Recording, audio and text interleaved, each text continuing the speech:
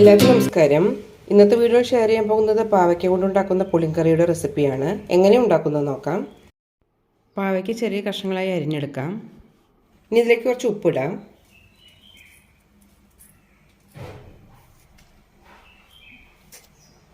കൈകൊണ്ട് തന്നെ നന്നായി മിക്സ് ചെയ്ത് വയ്ക്കാം.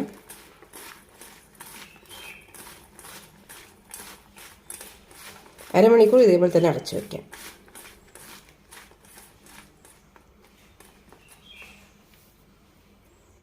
അരമണിക്കൂറായിട്ടുണ്ട്. ഇതിലത്തെ വെള്ളം ഒന്ന് പിഴിഞ്ഞെടുക്കാം.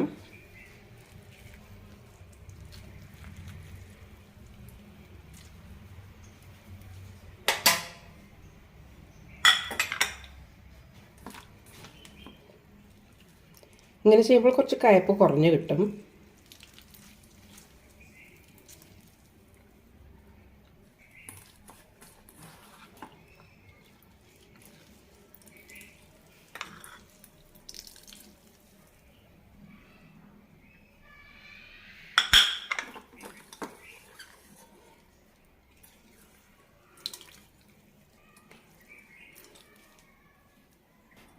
ഈ വെള്ളം കൊണ്ടൊരു ആവശ്യമില്ല, ഇത് കളയാം.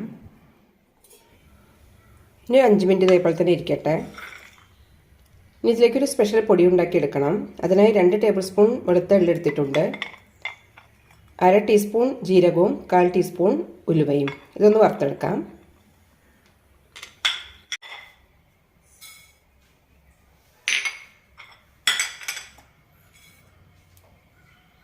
ഇതിലേക്ക് 2 കാശ്മീരി മുളക് പൊടി ഇടുന്നുണ്ട്.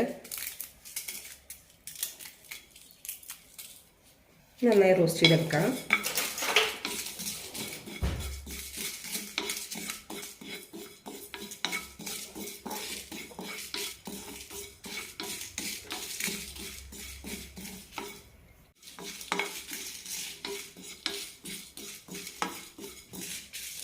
ജീരകം നന്നായി പൊട്ടി കിട്ടണം.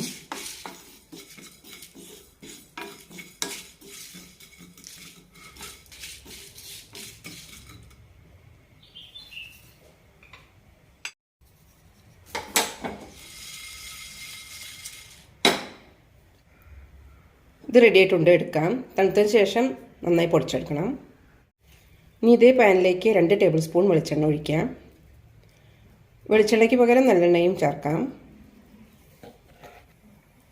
പാവയ്ക്കയുടെ കഷ്ണങ്ങളൊന്ന് വറുത്തെടുക്കാം.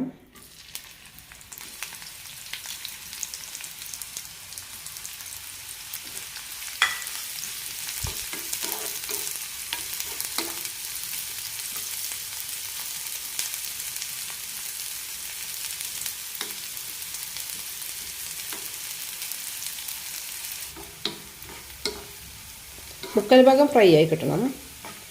സൈഡുകൾ മാറ്റിയിട്ട് കൊടുക്കാം.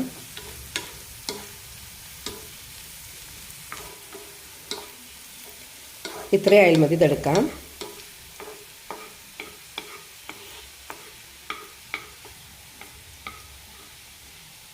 എണ്ണ നന്നായി ഊറ്റിയെടുക്കാം.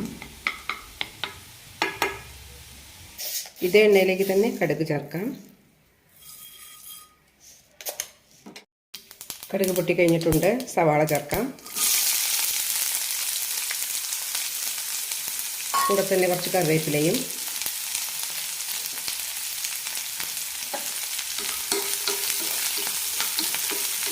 നല്ല ട്രാൻസ്പാരൻ്റ് ആകുന്നവരെ വഴറ്റിയെടുക്കാം.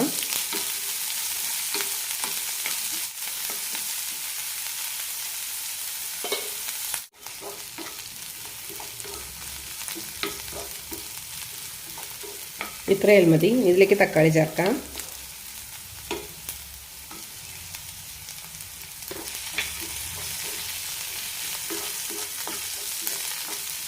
തക്കാളി ഒന്ന് വെന്ത് കിട്ടണം.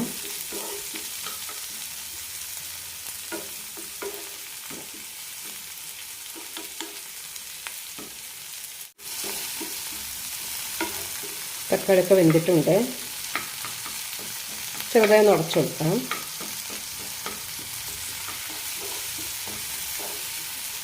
ഇതിലേക്ക് മസാലപ്പൊടികൾ ചേർക്കാം. മഞ്ഞൾപ്പൊടി 1/2 ടീസ്പൂണോളം മുളക് പൊടി, 1/2 ടീസ്പൂൺ മല്ലിപ്പൊടി, കൂടെ തന്നെ എള്ള് വറുത്ത് പൊടിച്ചതും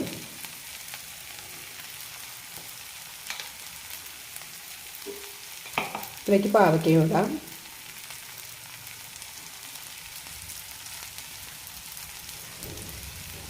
നന്നായി വഴറ്റാം. നന്നായി ഒന്ന് മിക്സ് ചെയ്ത് കൊടുക്കാം.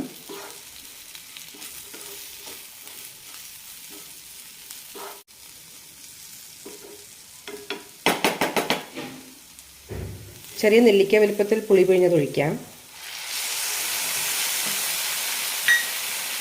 കുറച്ച് വെള്ളം ചേർക്കാം. ആവശ്യത്തിന് ഉപ്പ് ഇടാം. അടച്ചു വെച്ച് 10 മിനിറ്റ് വേവിച്ചെടുക്കാം.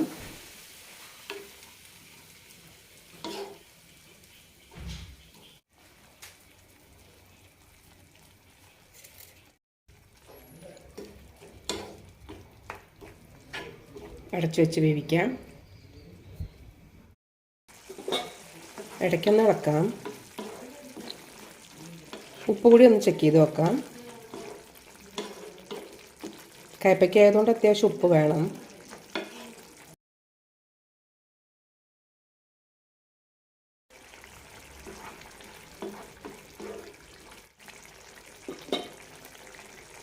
ഇതിലേക്ക് ഒരു 1/2 ടീസ്പൂൺ ശർക്കരപ്പൊടി ഇടാം. നന്നായി മിക്സ് ചെയ്യാം. 2 മിനിറ്റ് കൂടി ഇതേപോലെ തിളപ്പിച്ചെടുക്കാം.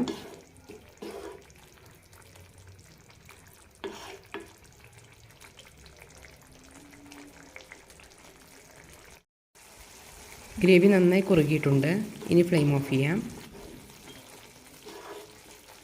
കുറച്ച് കറിവേപ്പില കൂടി ചേർക്കാം.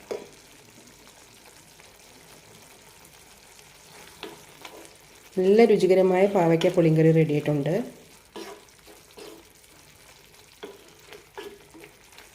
ഈ ഒരു കറി മാത്രം മതി ഊണ് കഴിക്കാൻ. അത്ര രുചികരമാണ്. എല്ലാവരും ഒന്ന് ട്രൈ ചെയ്ത് നോക്കും. കയ്പ്പ് അധികം ഇല്ലാത്തതുകൊണ്ട് തന്നെ കുട്ടികൾക്ക് വരെ ഇഷ്ടപ്പെടും.